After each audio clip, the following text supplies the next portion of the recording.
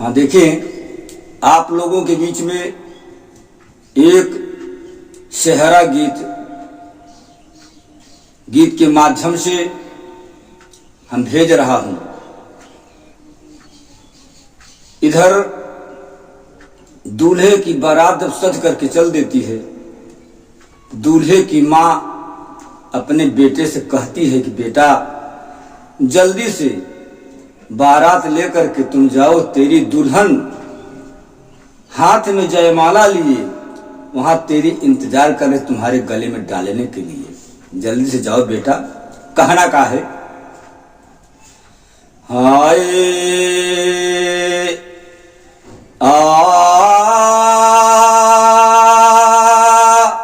हो अरे मोरे रामा हो राम,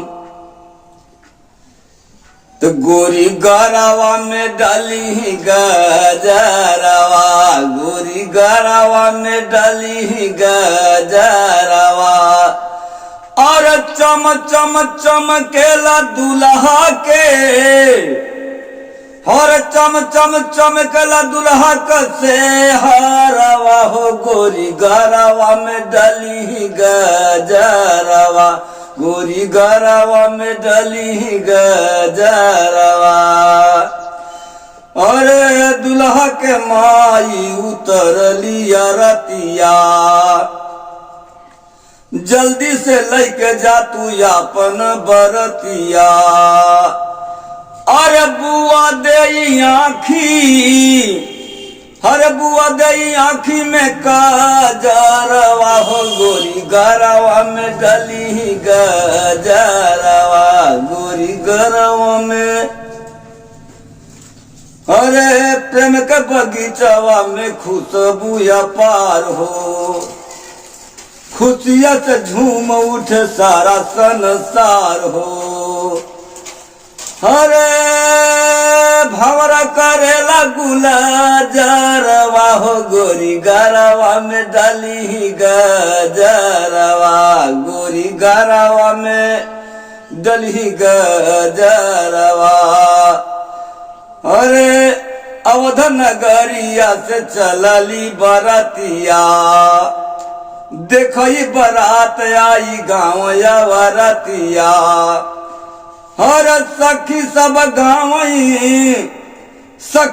गाँव मंगलाचारवा हो, गोरी गरावा में डाली गजरावा, गोरी गरावा में।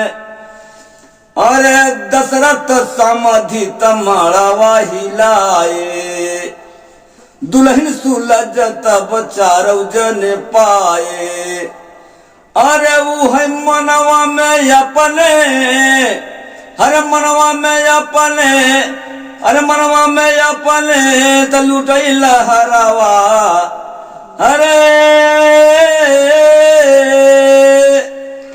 अरे मनवा में करली बिचारवा हो, गोरी गरावा में डाली गजरावा, गोरी गरावा में।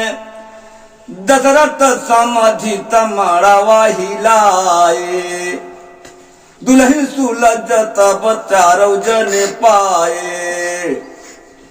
अरे सब केवल उठती लहरवा हो, गोरी गरावा में डाली गजरावा, गोरी गरावा में।